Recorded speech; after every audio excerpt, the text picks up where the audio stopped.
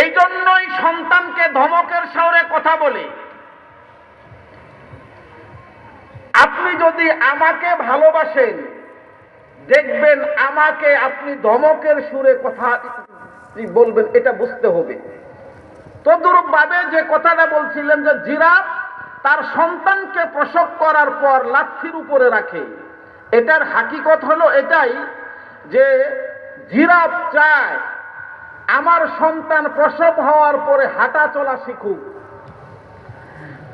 এই জিরাফের বাচ্চা যদি হাঁটা চলা না করতে পারে, তাহলে জঙ্গলার হিংস্র প্রাণী এসে এই জিরাফের বাচ্চাকে খেয়ে ফেলবে। বলুন তো দেখি, তাহলে প্রসব করার পর জিরাফ যে লাঠি দিয়া দিয়া সন্তানকে হাঁটানো চালানো শিখায়, এটা কি আসলে লাঠি? এটা কি প্রহার? প্রহার নয়, এটা হলো জিরাফ হিংস্র প্রাণী থেকে তার সন্তানকে কি করে আত্মরক্ষা করার কৌশল শিখায়।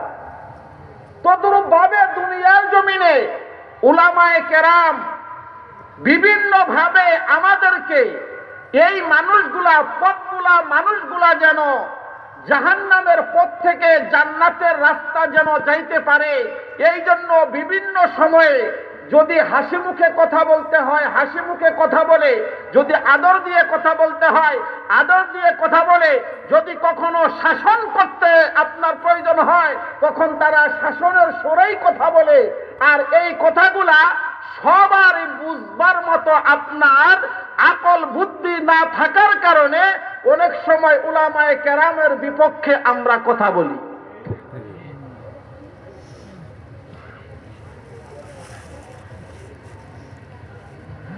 আসলে কোন আলেম উলামা উম্মত বিপদগামী হোক এটা চাই না।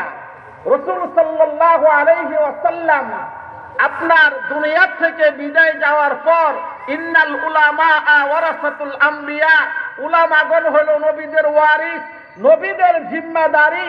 রাসূল সাল্লাল্লাহু আলাইহি ওয়াসাল্লাম উলামাদের উপরে আপনার কি গেছেন, ন্যস্ত করে গেছেন। রাসূল সাল্লাল্লাহু আলাইহি ওয়াসাল্লাম তার চাচা আবু তালেব,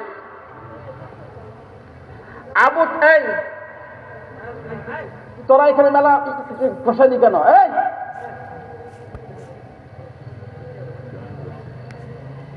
দিশেরে নষ্ট করে দেখছো কি করছে ভাই, তোরাই করিস না একটু প্লিজ। এই যে এদিকে চল, এই এদিকে এদিকে এদিকে। আল্লাহ, বিনাশ করছো বিনাশ করছো। এই ভাই এই যে এখানে কিন্তু রোগে আছে, এই এই যে সামনে এই যে তার চাচা আবু তালেব দুনিয়া থেকে যখন বিদায় নেবেন, এই বিদায় নেওয়াটা আল্লাহ রাসূল বরদাস্ত করতে পারছিলেন না। আবু তালিবকে রাসূল সাল্লাল্লাহু আলাইহি ওয়াসাল্লাম মৃত্যুর সময় শিহরে বসিয়া ডাক দিয়া বললেন, ও আমার চাচা,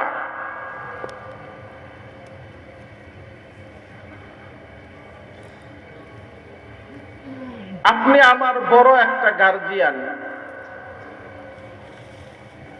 দুনিয়া থেকে আপনি বিদায় নিচ্ছেন,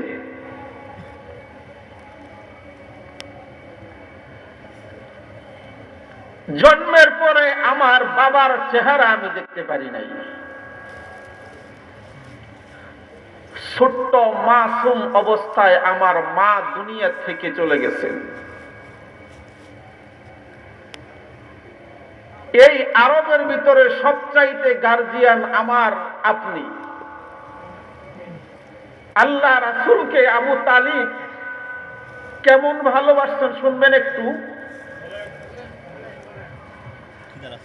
রাসূল সাল্লাল্লাহু আলাইহি ওয়াসাল্লাম যখন নবুয়তের মিশন চালু করলেন, দাওয়াতি মিশন চালু করলেন,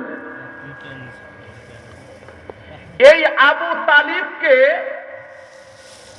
আবু জাহেল, উতবা, সাইবা তারা আয়েশা বলল, হে আরবের লিডার আবু তালিব, আপনার ভাতিজা নতুন ধর্মের আপনার কি দেয়, দাওয়াত দেয়।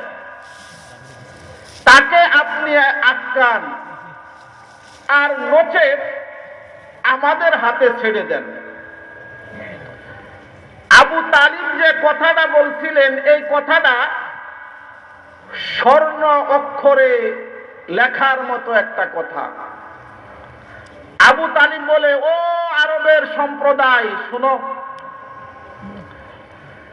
আমি আবু তালিব ইসলাম ধর্ম গ্রহণ করব না বটে, কিন্তু আমি জীবিত থাকা অবস্থায় আমার ভাতিজার শরীরে একটা আঁচড় লাগবে, এটা আমি কখনো বরদাস্ত করব না। এখানেই ক্ষান্ত নয়, রাসূল সাল্লাল্লাহু আলাইহি ওয়াসাল্লাম শিহাবে আবু তালিবের 3 বছর জেলখানার ভিতরে আবদ্ধ ছিলেন। কয় বছর? 3টা বছর আল্লাহ রাসূল জেলখানার ভিতরে বন্দী অবস্থায় ছিলেন। 3টা বছর কি 4টাখানি কথা? শুধু এই জেলখানার ভিতরে বন্দী অবস্থায় ছিল না, এইরকম জেলখানা, যে জেলখানার ভিতরে বাহির থেকে কোনো লোক এদের সাথে দেখা সাক্ষাৎ করতে পারত না, এবং তারাও অন্য কোন লোকদের সাথে কথা বলতে পারত না। কিতাবের ভিতরে এসেছে সাহাবীদের পায়খানা বকরির লেদার মতো আপনার কি অবস্থা হয়ে গেছিল। সাহাবীরা গাছের পাতা পর্যন্ত আপনার খেয়েছে। এই 3 বছর আল্লাহ রাসূল যে জেলখানার ভিতরে আবদ্ধ ছিল, এই 3টা বছর আবু তালিব রাসূল সাল্লাল্লাহু আলাইহি ওয়াসাল্লামের কি ছিল? পাশে ছিল। তাহলে আল্লাহ রাসূলকে আবু তালিব কেমন মহব্বত করতেন বলেন তো দেখি। এই আবু তালিব যখন দুনিয়া থেকে যখন বিদায় নেবে, আল্লাহ রাসূল আবু তালিবের শিয়রে বসিয়া 2 ফোঁটা চোখের পানি ছেড়ে দিয়ে ডেকে বলতেছে, চাচা আপনি দুনিয়া থেকে বিদায় নেবেন, এই আরবের জমিনে আমার গার্জিয়ান বলতে আর কেউ রইল না, আমি কাউকে বলবো না, শুধু আপনি একটা বার আমার কানে মুখ লাগাইয়া শুধু বলুন, লা ইলাহা ইল্লাল্লাহু মুহাম্মাদুর রাসূলুল্লাহ। আল্লাহর কসম, কাল কিয়ামতের ময়দানে সকলের অগ্রভাগে আপনাকে আমি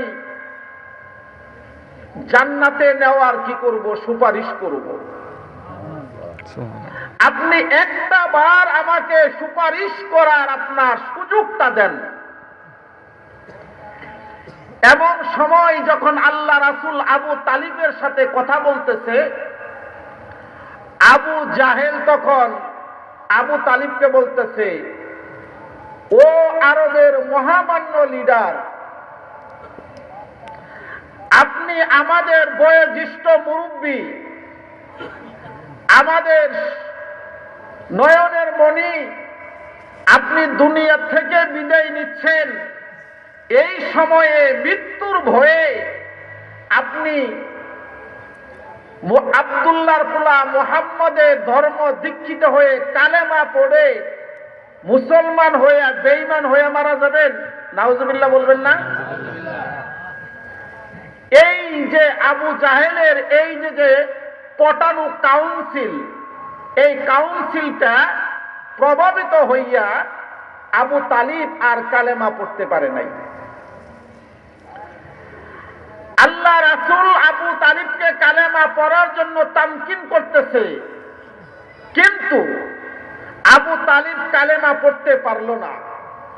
আল্লাহ রাব্বুল আলামিন বলেন, মান ইয়াহদিয়াল্লাহু ফালা মুদিল্লা লাহু ওয়া মান ইউদ্লিলহু ফালা হাদিয়া লাহু। হে নবী, আল্লাহ রাব্বুল আলামিন যাকে হেদায়েত দিবে, দ্বীনের পথে আনবেন, কেউ তাকে পথভ্রষ্ট করতে পারবে না। আর আল্লাহ রাব্বুল আলামিন যাকে পথ দেখাবে না, হেদায়েত দিবে না, তাকে কেউ আপনার হলো যে কি দ্বীনের পথে আনতে পারবে না। আর আল্লাহ রাব্বুল আলামিন যাকে পথ দেখাবে, তাকেও কেউ পথভ্রষ্ট করতে পারবে না। তে আবু তালিব কালেমা নসিব হয় নাই, সে কালেমা নিয়ে মৃত্যুবরণ করতে পারে নাই। হাদিস শরীফের ভিতরে এসেছে, আবু তালিবকে এক জোড়া জাহান্নামের চটি পরাই দেওয়া হবে, জাহান্নামের জুতা পরাই দেওয়া হবে, যে জুতার কারণে আবু তালিবের আপনার মাথার মগজগুলা টকবক টকবক করতে থাকবে। আপনারা কি মনে করেন এই যে সাজাটা, এই সাজাটা একদম সামান্য একটা সাজা, যে সাজার কারণে মাথার মগজগুলা আপনার টকবক করতে, ফুটন্ত অবস্থায় আপনার পানির মতো টকবক করতে থাকবে, এটা সামান্যতম হইল কিনা সাজানা। আল্লাহ রাব্বুল আলামিন ডাক দিয়ে বলে, ও দুনিয়ার মানুষ, আমি আল্লাহ রাব্বুল আলামিন যাকে হেদায়েত দেই তাকে কেউ পথভ্রষ্ট করতে পারে না। আমি আল্লাহ রাব্বুল আলামিন যাকে হেদায়েত দিব না, কেউ দ্বীনে আনতে পারবে না। আবু তালিব আল্লাহ রাসূল স্বয়ং এত কাউন্সিল দিলেন, এরপরেও আবু তালিব কি হইতে পারল না, মুসলমান হইতে পারল না। কিন্তু আল্লাহ রাব্বুল আলামিন হেদায়েত দিলেন এমন একটা লোক, যে লোকটার নাম আমরা বলার সঙ্গে সঙ্গে এমন কোন লোক নাই ওই লোকটাকে নাম না চিনি। যদিও তার চেহারা আমরা দেখি নাই, কিন্তু ওই লোকটার নাম বলার সঙ্গে সঙ্গে দিল থেকে মোহাব্বত আমাদের ভরে ওঠে। সেই লোকটার নাম হলো হযরতে বেলাল।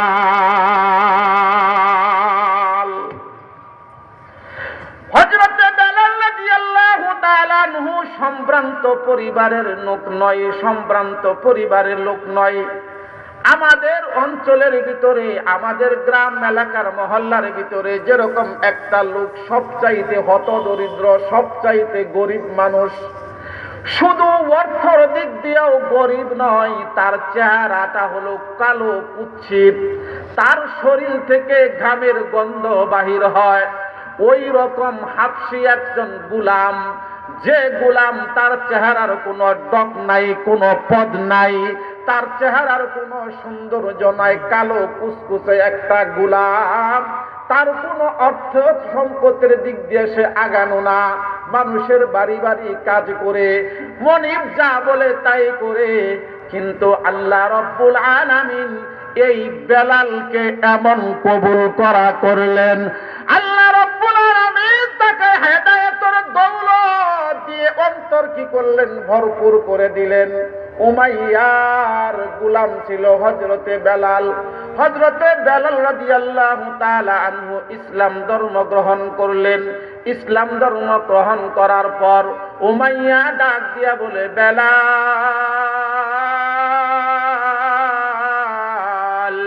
শুনতে পাইলাম তুই ইসলাম ধর্ম গ্রহণ করেছিস। বেলাল রাদিয়াল্লাহু তাআলা আনহু ডাক দিয়া বলে, হ্যাঁ মনিব, আমি ইসলাম ধর্ম গ্রহণ করেছি। উমাইয়া ডাক দিয়া বলে, বেলাল, এই ইসলাম ধর্ম গ্রহণ করার খেসারত কি হবে তুই কি জানস?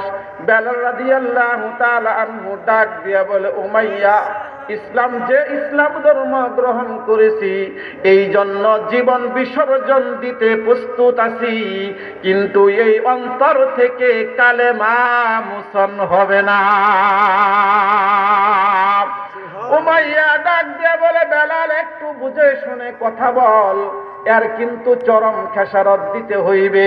এখনো সময় আছে, কালেমা পরিত্যাগ করিয়া আমাদের ধর্মের দিকে চলে আয়, মুসলমান ধর্ম ত্যাগ কর। হযরতে বেলাল রাদিয়াল্লাহু তাআলা আনহু ডাক দিয়ে বলে, উমাইয়া যে ইসলাম ধর্ম গ্রহণ করেছে ওই ধর্ম কখনো ছাড়তে রাজি না।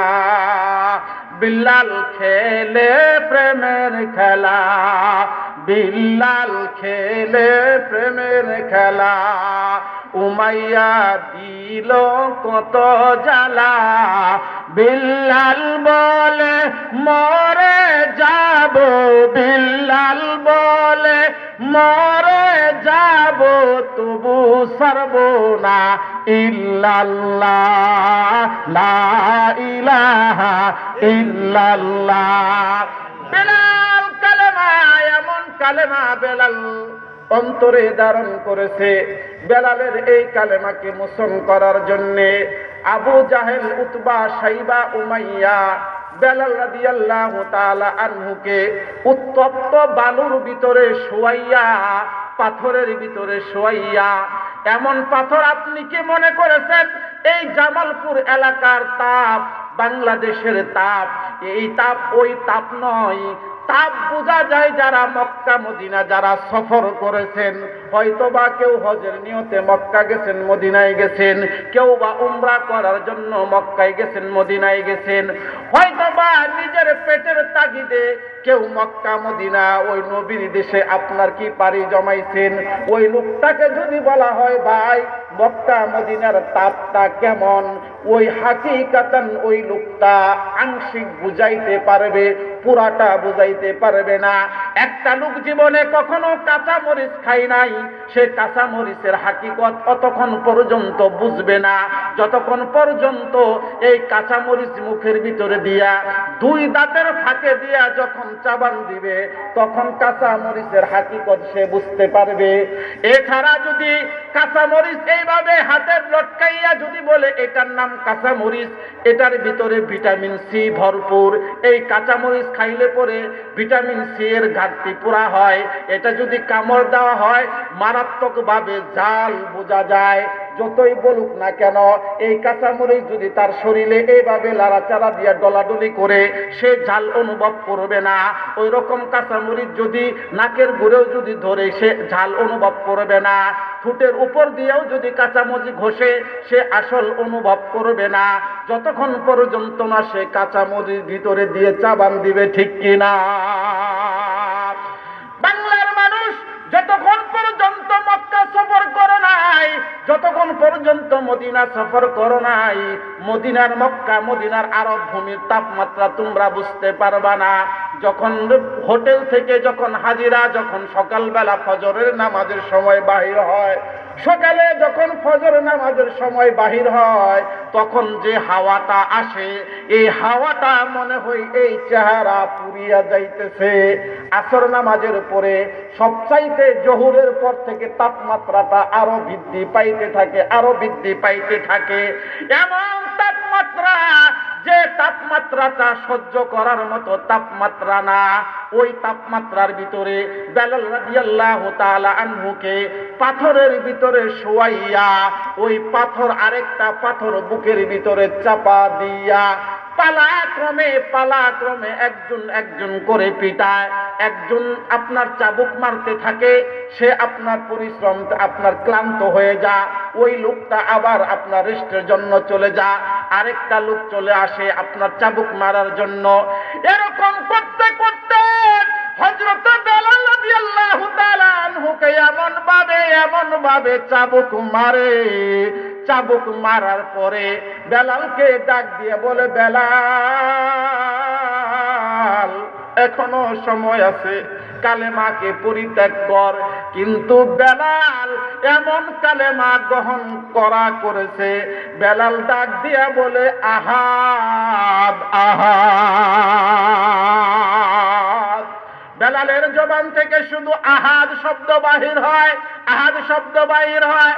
বেলাল রাদিয়াল্লাহু তাআলা আনহু ইসলাম ধর্ম গ্রহণ করতে আপনি ইসলাম ধর্ম থেকে পরিত্রাণ পাইতে রাজি না, সে ইসলামের ভিতরে থাকবে। আল্লাহ রাব্বুল আলামিন ডাক দিয়ে বলে ওয়ালা তাহিনু ওয়ালা তাহজানু ওয়া আনতুমুল আ'লাউনা ইন কুনতুম মুমিনিন। ও দুনিয়ার মানুষ, তোমাদের দুঃখ করো না, তোমাদের কন্টেনশন করার মতো কিছুই নাই। তোমরা যদি মুমিনের সার্টিফিকেট যদি অর্জন করতে পারো, তোমাদের দিলের ভিতরে যদি মুমিনের সার্টিফিকেটটা নিয়ে যদি কবরে আসতে পারো, তোমাদের কোনো চিন্তা নাই, কোনো ডর নাই। ওয়া আ'লাউনা ইন কুনতুম মুমিনিন, যদি তোমরা মুমিন হতে পারো তাহলে আমি আল্লাহ রাব্বুল আলামিন দুনিয়ার জমিনে তোমাদেরকে জয়ী করব। জয়ী করব কয় কিসের বিনিময়ে? মুমিনের সার্টিফিকেট যদি কেউ লাগাইতে পারো তাহলে জয়ী হইবে। কেমন জয়ীটা হয়েছে? একজন হাবশী গোলাম, যে গোলামের কাজ হলো মনিবের বাসায় কাজ করা, আল্লাহ রাব্বুল আলামিন হযরতে বেলাল রাদিয়াল্লাহু তাআলা আনহুকে কেমন জয়ী করা করলেন, কেমন জয়ী করা করলেন।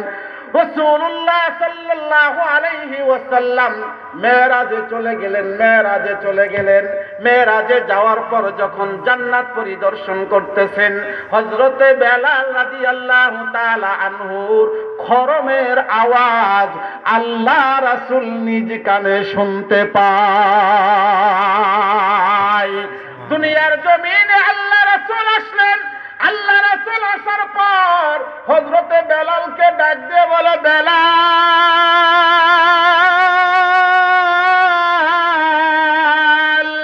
তুমি এমন কি আমল করো যে আমল করার কারণে যখন আমি জান্নাত ঘুরতেছিলাম, জান্নাত যখন দেখতেছিলাম, আমি লক্ষ্য করিয়া দেখি গো আমার কানে তোমার পায়ের আওয়াজ শুনতে পাই।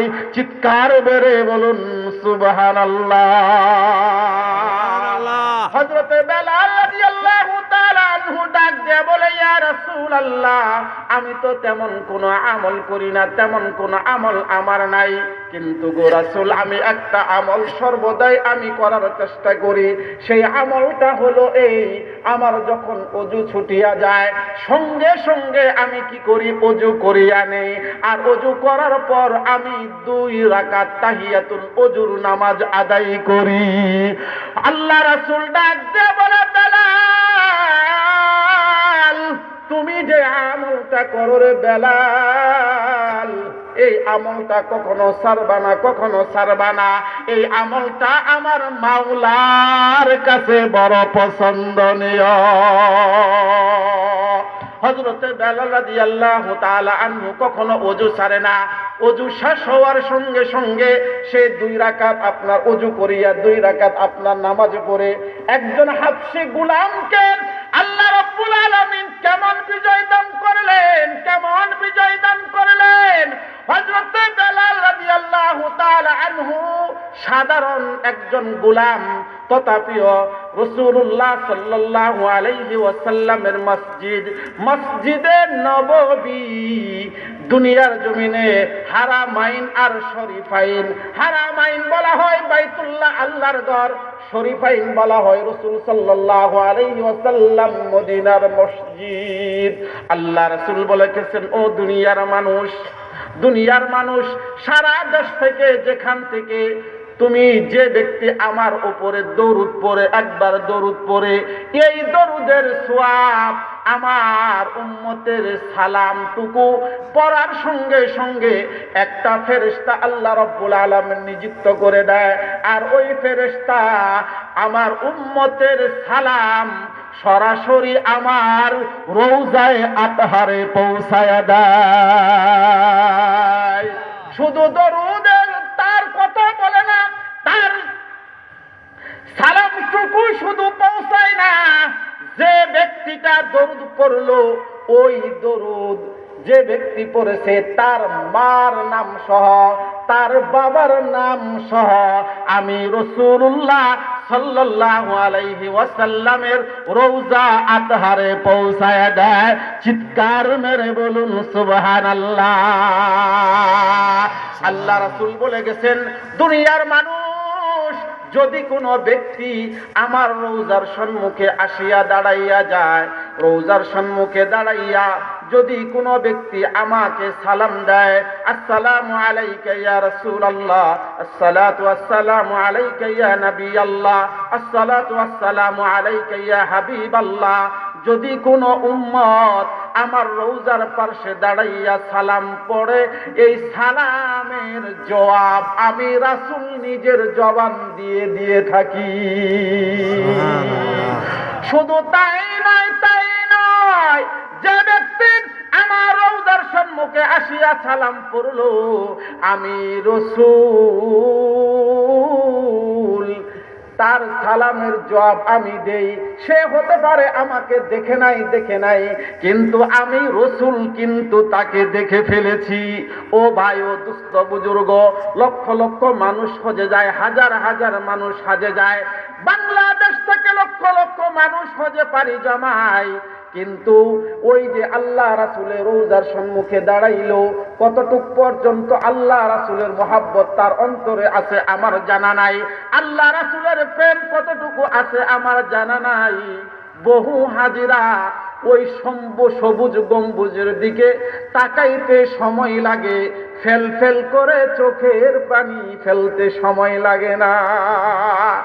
বহু হাজিদেরকে আমি দেখেছি আল্লাহ রাসূলের রওজার সাইড দিয়ে এইভাবে যাইতেছে, মোবাইল এইভাবে দরিয়া ভিডিও করতেছে, নিজের সেলফি উঠাইতেছে, বন্ধু বান্ধবদেরকে বিভিন্ন ভাবে আপনার ভিডিও ক্যামেরা দিয়ে দেখাইতেছে।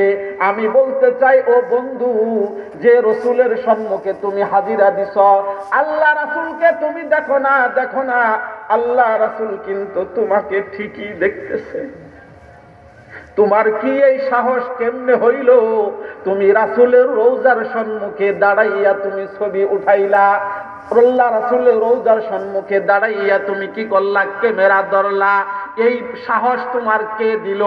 আমি কিছুদিন আগে মক্কা মদিনায় আপনার কি করলাম, সফর করলাম। অনেক জায়গায় আমি কি করেছি, ভিডিও করেছি। একটা ভিডিওর ভিতরে আমার চেহারা কেউ দেখতে পারে নাই, আমিও ভিডিওগুলা আমি চেহারার ক্যামেরার ভিতর থেকে আমি কি করছি, ভিডিও করছি।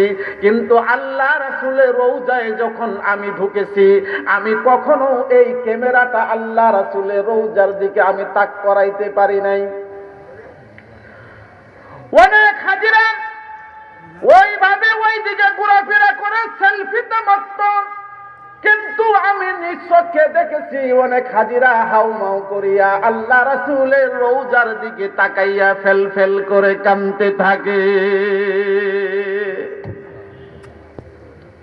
আল্লাহ রাব্বুল আলামিন যার নসিব ভালো তারাই মক্কা মদিনা সফর করতে পারবে। আল্লাহ রাসূল যাদেরকে ভালোবাসবে তারাই মক্কা মদিনা যাইতে পারবে। যদি ভালোবাসা যদি না জন্মাইতে পারো, আল্লাহ রাসূলের প্রেম যদি তুমি যদি অন্তরে যদি ধারণ করতে না পারো, তাহলে তুমি মক্কা মদিনা যাবা একটা পিকনিকের মতো, শুধু সফর করে আসবা। কক্সবাজার বিভিন্ন জায়গায়, চাইনা বিভিন্ন জায়গায়, জাপান আমেরিকা যাও, যেরকম ভাবে তোমার ভিতরে ওই রকম অনুভূতি, মক্কা মদিনায় যাবা সেম অনুভূতি। কিন্তু আল্লাহ রাসূলের প্রেম ভালোবাসা মোহাব্বত নিয়ে যদি তুমি মক্কা মদিনায় যাও, কাবার সম্মুখে দাঁড়িয়েবা, কাবাটা দেখতেই মন চাবে, রাসূলের রওজার দিকে তাকাইবা, শুধু রওজার দিকে শুধু তাকায় থাকতেই মন চাবে। ভাইরা আমার, বন্ধুরা আমার, দুস্থরা আমার, আমি এই জনতার ভিতরে আমি মন থেকে ওই হাতগুলা দেখতে চাই, যে হাতগুলা যাদের অন্তর কাবা দেখার এবং রাসূলের রওজা দেখতে মন চায়। আয় আল্লাহ তাআলা হাত নামাবেন না। আয় আল্লাহ তাআলা, রাত্রি গভীর হয়ে গেছে, যে সমস্ত পাগল বান্দারা আরামের ঘুম হারাম করিয়া তোমার রিয়াজুল জান্নাত জান্নাতের বাগানে বসিয়া তোমার রাসূলের রওজা দেখতে চায়, তোমার ঘর খানায় কাবা বাইতুল্লাহ দেখতে চা। আয় আল্লাহ, আমি অদম গুনাহগার,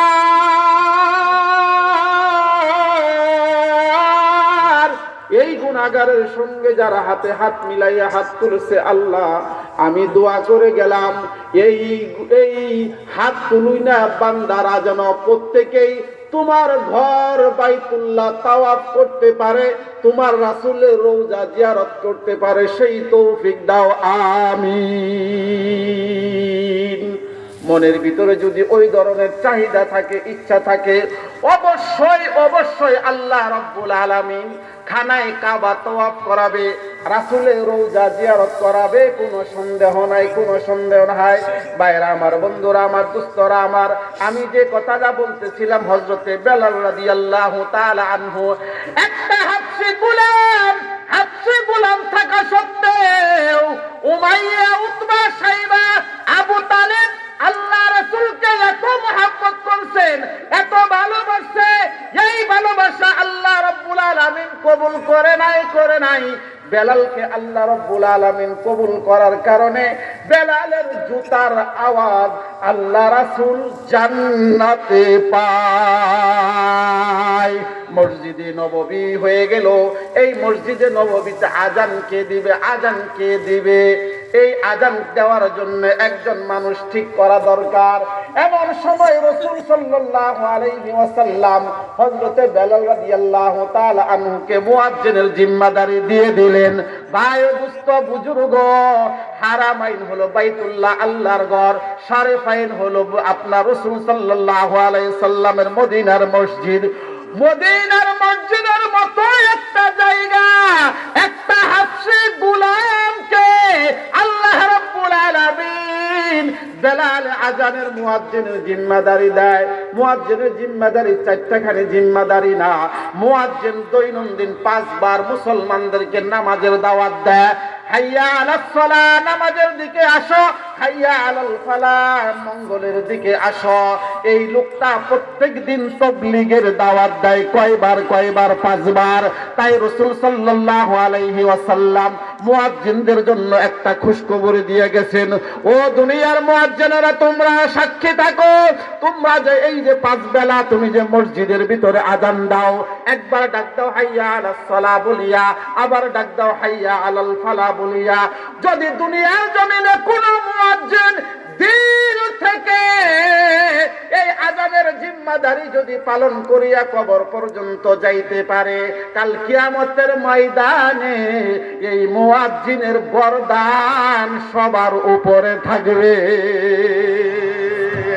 মানুষগুলা দেখতে থাকবে আর মানুষ বলতে থাকবে, এই লোকটা দুনিয়ার জমিনে আযান মুয়াজ্জিনের জিম্মাদারি পালন করেছে। আল্লাহু আকবার বলেন। এই লোকটা দুনিয়ার জমিনে মুয়াজ্জিনের জিম্মাদারি পালন করেছে, তাই এদের গর্দান থাকবে সবার উপরে, সকলের আপনার উপরে। হযরতে বেলাল রাদিয়াল্লাহু তাআলা আনহু আযান দেয়। এই আযান এই সাধারণ কোনো আযান নয়, মধুমাখা আযান। এই আযান দিতেছে এমন সময় একদিন সাহাবীদের ভিতরে একটু কানাঘুষা শুরু হয়ে গেল। বেলাল সঠিকভাবে আযান দিতে পারে না, বেলালের আযান উচ্চারণ সুন্দর হয় না। বেলাল আযান দিতে গেলে এদিক সেদিক হয়ে যায়, বেলালের আযান সহি শুদ্ধ হয় না। আল্লাহ রাসূলকে ডাক দিয়া বলো, ইয়া রাসূলুল্লাহ, বেলাল যে আযান দেয় এই আযানটা ওই রকম সহি শুদ্ধ হয় না, আপনি কি পারেন না অন্য একটা মুয়াজ্জিন নিযুক্ত করার জন্য? আল্লাহ রাসূল সাহাবীদের কানাঘুষা শুনিয়া বেলাল রাদিয়াল্লাহু তাআলা আনহুকে ডাক দিয়া বলে, বেলাল,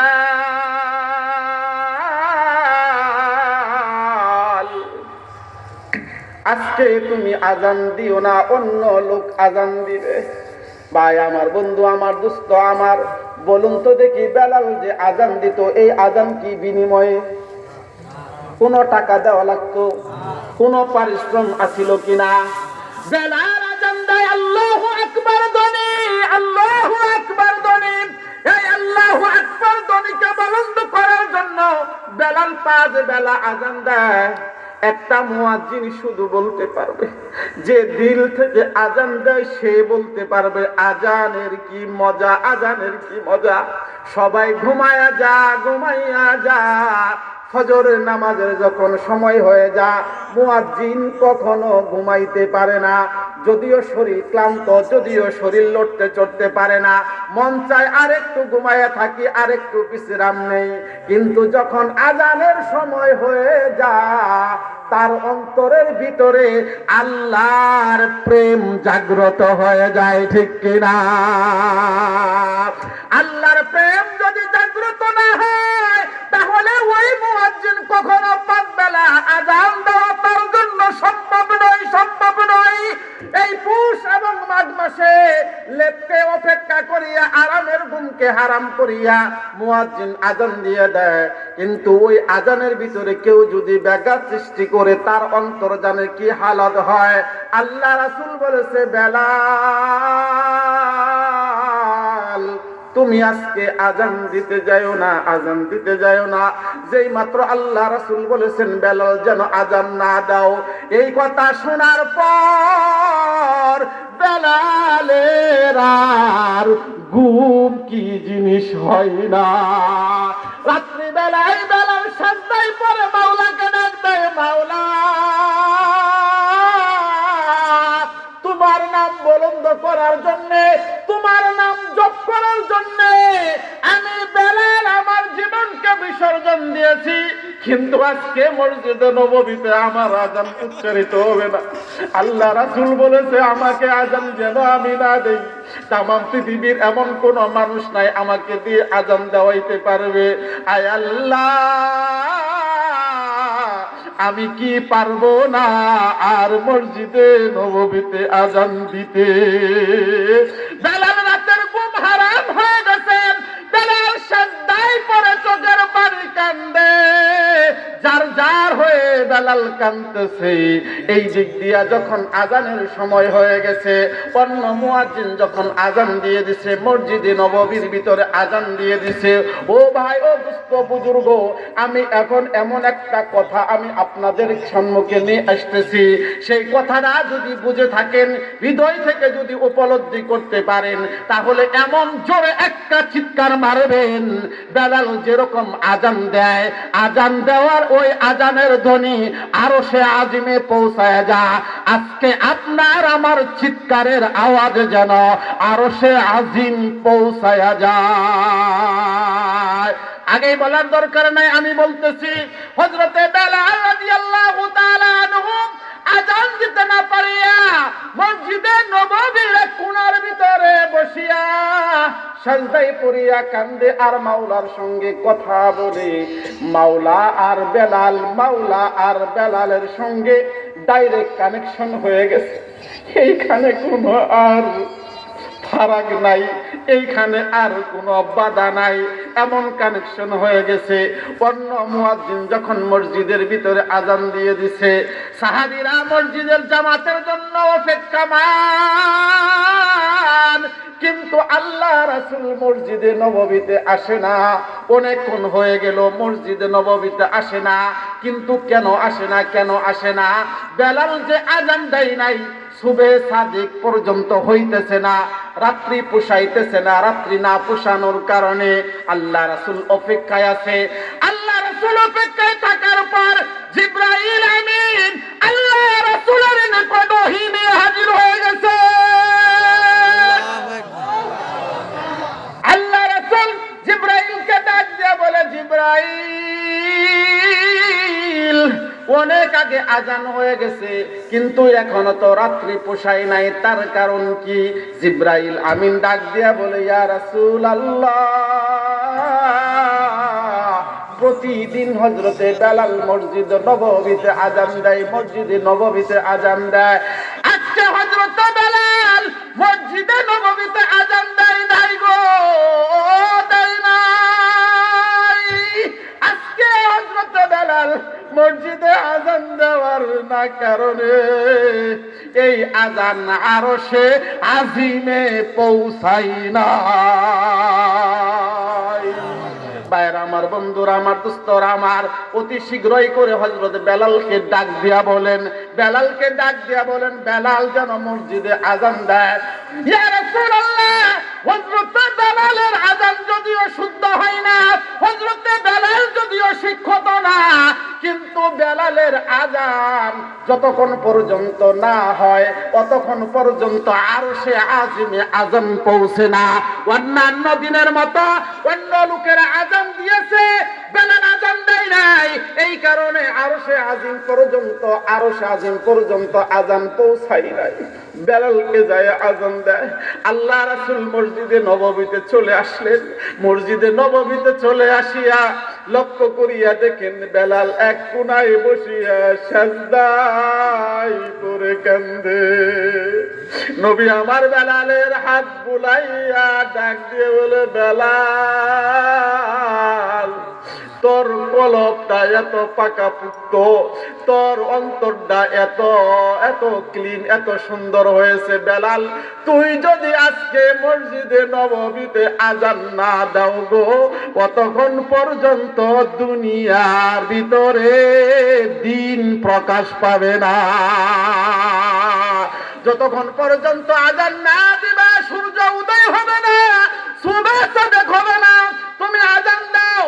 হযরত বেলাল এই কথাটা শুনিয়া আল্লাহু আকবার বলে মসজিদে নববীতে যখন কি দিয়ে দিলেন, আযান দিয়ে দিলেন। আযান দেওয়ার সঙ্গে সঙ্গে আরশে আজিম পর্যন্ত আযান পৌঁছায়া যায়। আস্তে আস্তে সুবে সাদেক হয়ে গেল। চিৎকার মেরে বলুন সুবহানাল্লাহ। আমার আল্লাহ রাব্বুল আলামিন ডাক দিয়ে বলে, ওয়ালা তাহিনু ওয়ালা তাহজানু ওয়া আনতুমুল আ'লাউনা ইন কুনতুম মুমিনিন। তোমরা যদি মুমিন হতে পারো, মুমিনের সার্টিফিকেট যদি অর্জন করতে পারো, আমি আল্লাহ রাব্বুল আলামিন একটা ওয়াদা করতেছি, দুনিয়ার জমিনে তোমরা বিজয় হবা। যদি মুমিনের সার্টিফিকেট অর্জন করতে পারো, তোমাদের দুঃখ নাই, তোমাদের কষ্ট নাই, তোমরা কখনো বিভ্রান্তিতে পড়বা না যদি তোমরা মুমিন হও। ভাইরা আমার, বন্ধুরা আমার, দোস্তরা আমার, আল্লাহ রাসূলের এত সহচর সাথী হইয়া আবু তালেব যেখানে আপনার হেদায়েত পায় নাই, কালেমা যেখানে নসিব হয় নাই, হযরতে বেলাল রাদিয়াল্লাহু তাআলা আনহু একজন হাবশী গোলাম হওয়ার সত্ত্বেও তার ভাগ্যে, তার নসিবে কালেমা নসিব হয়েছে। হেদায়েত বড় দামি একটা জিনিস। এই হেদায়েত আল্লাহ রাব্বুল আলামিন সবাইকে দেয় না, আল্লাহ যাকে ভালোবাসে তাকে হেদায়েত দেয়। ভাইরা আমার, বন্ধুরা আমার, দোস্তরা আমার, যারা হজে গিয়েছেন, যারা উমরায় গিয়েছেন, তারা দেখেছেন যতগুলা হাজি আপনার মদিনায় ঢুকে আমার মন সাক্ষী দেয়, এমন কোন হাজি নাই যে হাজি হযরত বেলালকে না খুঁজে। আল্লাহ রাসূলের রওজা যারা দেখেছেন, সবুজ গম্বুজ, একটা মিনারের উপরে সবুজ গম্বুজ দিয়ে সবুজ কালার করা, আরেকটা গম্বুজের ভিতরেও সবুজ কালার করা, এটা হলো আল্লাহ রাসূলের রওজা। আল্লাহ রাসূলের রওজা থেকে 5 থেকে 7 মিনিট যদি কোনো বান্দা যদি হাঁটে, তাহলে হযরতে বেলালের একটা মসজিদ পাওয়া যায়। ওই বেলালের নাম অনুকরণ করিয়া সরকার, গভর্নমেন্ট হযরতে বেলাল মসজিদ বানাইছে। আমি যে কথাটা বলতে চাই, আল্লাহ রাসূলের গম্বুজ, রওজার গম্বুজ হইল সবুজ কালার, আল্লাহ রাসূলের রওজার উপরে মিনার হইল সবুজ কালার। আল্লাহ রাসূলের রঙে রঙিন হইয়া সরকার, গভর্নমেন্ট হযরতে বেলালের নামে যে মসজিদরা বানাইছে, এই হযরত বেলালের মসজিদের গম্বুজের কালার রাখছে সবুজ।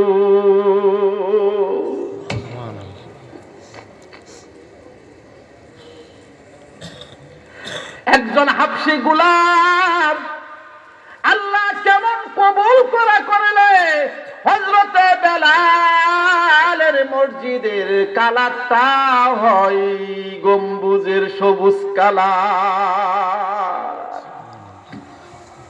হযরতে বেলাল রাদিয়াল্লাহু তাআলা আনহু আজান শুদ্ধ হয় না। এই জন্য যে আজান দেওয়া বাদ দিছে, তার কারণ হইল হযরতে বেলাল রাদিয়াল্লাহু তাআলা আনহুকে যখন উমাইয়া বলতেছিলাম, উমাইয়া যখন উত্তপ্ত বালুর ভিতরে পাথরের উপরে শোয়াইয়া দিতে হযরতে বেলালকে, শুধু শোয়াইয়া দিয়াই ক্ষান্ত হয় নাই, এই জিহ্বাটার ভিতরে আংটা লাগাইয়া দূরে আপনার রশি দিয়া টানিয়া রাখছে, বেলাল যেন আল্লাহর নাম উচ্চারণ করতে না পারে। যদিও বেলালের জিহ্বাটা দূরে টানাইয়া রাখছে, কিন্তু জিহ্বা টানাইয়া রাখলে কি হবে? বেলালের অন্তরে আহাদ আহাদ শব্দ, আল্লাহ আল্লাহ নাম কখনো নিবে না। বেলালের আহাদ নাম শব্দ সব সময় জাগ্রত হয়েছে। হযরতে আবু বকর রাদিয়াল্লাহু তাআলা আনহু শেষ পর্যন্ত শেষ ফিনিশিং এ আসিয়া হযরতে বেলাল রাদিয়াল্লাহু তাআলা আনহুকে চড়া মূল্যে দাম দিয়া, চড়া মূল্যে ক্রয় করিয়া হযরতে বেলাল রাদিয়াল্লাহু তাআলা আনহুকে কি করিয়া দেয়? আজাদ করিয়া দেয়। ও ভাই, ও দোস্ত বুজুর্গ, বড় আফসোসের বিষয়, বড় পরিতাপের বিষয়। আল্লাহ রাসূলের মুহাব্বত হযরতে বেলালের অন্তরে লালন করেছে। আমাদের মুসলমানদের ভিতরে আমরা মুহাব্বত, আল্লাহ রাসূলের মুহাব্বত যারা অন্তরে লালন করতে চাই, এমন সস্তা বকাইটা বক্তা দুনিয়ার জমিনে আগমন হয়েছে যে এই বক্তারা আপনার মানুষকে বিভ্রান্তের ভিতরে ফালাইতে গিয়া তারা বলিয়া থাকে, আল্লাহ রাসূলের মুহাব্বত যেখানে দাঁড়িয়ে রাখা, উলামায়ে কেরামের দাঁড়িয়ে রাখা সুন্নাত, এখন বর্তমান উলামায়ে কেরামের ফতোয়া হলো দাঁড়িয়ে রাখা সুন্নাত নয়, দাঁড়িয়ে রাখা হলো ওয়াজিব। চারো মাযহাবের ইমাম মালিক, ইমাম হানাফি, মালিকি, শাফি, হাম্বলি, চারো মাযহাবের ঐক্যমতের ফতোয়া হইল দাড়ি রাখা হইল সুন্নাত, দাড়ি রাখা সুন্নতি নয়, দাড়ি রাখা হইল ওয়াজিব। এমন কোন মাযহাবে নাই যে মাযহাবেদের ভিতরে দাড়ি না রাখা জায়েজ, কিন্তু একটা মাত্র মাযহাব যে দল আছে, যে দল হইল আহলে হাদিস। আহলে হাদিসের লোকেরা এই দাড়িকে প্রাধান্য দেয় না, দাড়িকে প্রাধান্য দেয় না। তারা মনে করে দাড়ি রাখলেও সই, দাড়ি না রাখলেও সই। তার কারণ আমাদের ভিতরে এমন লোক আছে, না বুঝিয়া না শুনিয়া এই হানাফি মাহফিল গুলাকে ওই আহলে হাদিস মার্কা বক্তাদেরকে নিয়ে আইসা মানুষের ভিতরে আপনার বীজ ঢুকাইয়া দেয়। আমরা কিন্তু টের পাইতেছি না। ও ভাই, ও দুস্থ বুজুর্গ, আমরা হলাম হানাফি মাসলাকের লোক, হানাফি মাসলাকের মাসআলার ভিতরে। আর যারা আহলে হাদিস তারা কোনো আপনার কি মানে না, কোনো মাযহাব মানে না, তারা কোনো মাযহাবের দ্বার ধারে না। তারা নিজেরাই স্বয়ং সম্পূর্ণ। তারা নিজেদেরকে মনে করে এরা হইল পথভ্রষ্ট। খবরদার, এদের নীল নকশা হইতে আমাদের হুঁশিয়ার সাবধান থাকা চাই। যদি এদের নীল নকশা হইতে যদি আপনি আমি হুঁশিয়ার সাবধান যদি না হইতে পারি, ওরা যেরকম পথভ্রষ্ট আমরাও ওই রকম পথভ্রষ্টের ভিতরে চলে যাবে, কোনো সন্দেহ নাই। চার মাযহাবের ইমামের ঐক্যমত, দাঁড়িয়ে রাখা ওয়াজিব, দাঁড়িয়ে রাখা সুন্নাত, দাঁড়িয়ে রাখা ওয়াজিবের পর্যায়ে দাড়ি কোনটুকুকে বলা হয়? এতটুকু রাখার নাম আপনার কি করা হয় না, দাড়ি রাখা হয় নাই। চার মাযহাবের ইমামদের ফতোয়া হইল এক মুষ্টি দাড়ি রাখা। আপনার হাতে এক মুঠ এইভাবে আপনি ধরবেন, এক মুঠের উপরে আপনি ছাড়তে পারবেন।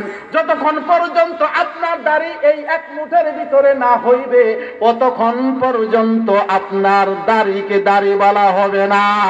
দাড়ি এমনই একটা জিনিস, যদি কোনো ব্যক্তি দাড়ি রাখে তার আমল নামাই 24 ঘন্টা দাড়ি রাখার সওয়াব লেখা হয়। আর যে ব্যক্তি দাড়ি রাখে না, তারও একটা ক্ষতির দিক। সেই ক্ষতির দিক হইল 24 ঘন্টা তার আমল নামায় গুনাহ লেখা হয়, গুনাহ লেখা হয়।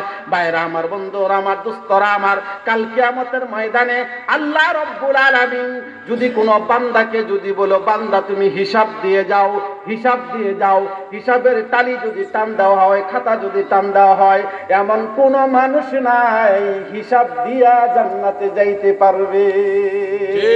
হতে পারে ওসিলা, যে কোনো একটা ওসিলা দিয়ে আল্লাহ রব্বুল আলামিন আপনাকে আমাকে মাফ করতে পারেন কিনা? নামাজের হিসাব দিয়ে, রোজার হিসাব দিয়ে, সম্পদের হিসাব দিয়ে, যাকাতের হিসাব দিয়ে কোন ব্যক্তি জান্নাতে যাইতে পারবা না গো, পারবা না, পারবা না। আল্লাহ যদি এমন একটা সুন্নতের উপর আমল করলা, এই সুন্নতটা যদি আল্লাহ রব্বুল আলামিনের কাছে গ্রহণযোগ্যতা হয়ে যায়, তাহলে হতে পারে আল্লাহ এই উসিলাই তোমাকে ক্ষমা করে দিবে। হাদিস শরীফের ভিতর এসেছে, এক বান্দা কাল কিয়ামতের ময়দানে, শেষ আলোচনা প্রায় শেষ, কাল কিয়ামতের ময়দানে এক বান্দাকে আল্লাহ রব্বুল আলামিন বলবে, বান্দা তোর ওয়ার্ডার হয়েছে, তুই জাহান্নামে যা। যেই মাত্র বান্দাকে বলবে, ওই বান্দা তোমার জাহান্নামের দিকে যাও, এই বান্দা আল্লাহর এই কথাটাকে শোনার সঙ্গে সঙ্গে এমন জোরে একটা দৌড় দিবে, এই দৌড় দিয়ে এই বান্দা আর পিছনের দিকে আর তাকাবে না। আল্লাহ রব্বুল আলামিন ডাক দিয়ে বলবে, বান্দা, ও বান্দা একটু দাঁড়াও, একটু দাঁড়াও, আমার দুইটা কথা শোনো। আল্লাহ রব্বুল আলামিনের বান্দা দাঁড়াই যাবে। আল্লাহ রব্বুল আলামিন ডাক দিয়ে বলবে, বান্দা, আমি যে তোমাকে জাহান্নামের দিকে যাইতে বলছি, তুমি কি জাহান্নাম কি জিনিস জানো? বান্দা ডাক দিয়ে বলবে, মাবুদ, বান্দা জাহান্নাম যে কত বড় ভয়াবহ জিনিস এটা তো জানি, শুনেছি, উপলব্ধিও করেছি, জাহান্নাম বড়ই ভয়াবহ। আল্লাহ ডাক দিয়ে বলবে, বান্দা, তথাপিও যে জাহান্নামের দিকে রওনা করেছে, দৌড় দিছ। ওই বান্দা ডাক দিয়ে বলবে, আল্লাহ, দুনিয়ার জমিনে তোমার একটা কথাও আমি শুনি নাই, তুমি যা কিছু বলেছ তার উল্টা চলেছি। দুনিয়ার জমিনে যত নাফরমানি আছে সবগুলা নাফরমানি আমার দ্বারা হয়েছে, একটা কথাও শুনি নাই, একটা কথাও শুনি নাই। আজকে হাসরের ময়দান তুমি কায়েম করে ফেলেছ, মানুষদেরকে জাহান্নামের দিকে যাওয়ার জন্য আমাকে বলেছ। আজকে এই হাসরের ময়দানে আমি তোমার দুনিয়াতে একটা কথাও শুনি নাই, আজকে তোমার এই কথাটাকে প্রাধান্য দিতে যাইয়া যেন কি না হয়ে যায়, এই জন্য আমি জাহান্নামের দিকে রওনা করেছি। এই বান্দার এই আকুতি মিনতির কথাগুলা আল্লাহ রব্বুল আলামিনের রহমতের দরিয়া জুস মারবে। আল্লাহ রব্বুল আলামিন ডাক দিয়ে বলে, বান্দা, দুনিয়াতে একটা কথাও শোনো নাই, আখিরাতে যেহেতু এই কথাটা তুমি প্রাধান্য দিয়েছ, এই কথাটাকে আমার বড় ভালো লাগছে, আমার বড় আমার অন্তর খুশি হয়ে গেছে। ও বান্দা, যা, ওই কথার উসিলায় আমি আল্লাহ রব্বুল আলামিন তোকে আজ ক্ষমা করে দিলাম। আরেক বান্দা যখন জাহান্নামের দিকে যাবে, আরেক বান্দাকে আল্লাহ রব্বুল আলামিন ডাক দিয়ে বলবে, বান্দা, যা যা যা, তোর জাহান্নামের ফয়সালা হয়ে গেছে, জাহান্নামের দিকে যাইতে থাক। ওই বান্দা জাহান্নামের দিকে যাবে, আর পিছন দিক থেকে এভাবে তাকায়া আল্লাহ রব্বুল আলামিনের চেহারার দিকে তাকায় থাকবে।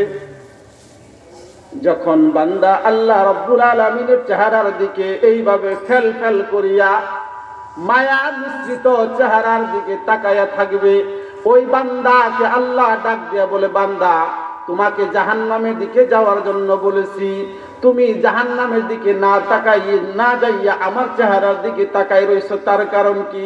ওই বান্দা ডাক দিয়া বলবে, আল্লাহ, জীবনভর দুনিয়াতে জমিনে আলেম উলামাদের নিকট শুনে এসেছি, পিতা মাতার চাইতেও বড় মহাব্বত হলো তোমার অন্তরে, তোমার এক নাম হলো গফুরুর রহিম। জীবনে শুনেছি তোমার এক নাম হলো গফুরুর রহিম, তুমি অত্যন্ত ক্ষমাশীল। এই বান্দা যখন আল্লাহ রব্বুল আলামিনের চেহারার দিকে মায়া ভরা দৃষ্টিতে যখন ফেলফেল করিয়া তাকাই থাকবে, তখন আল্লাহ রব্বুল আলামিন ডাক দিয়ে বলবে, বান্দারে,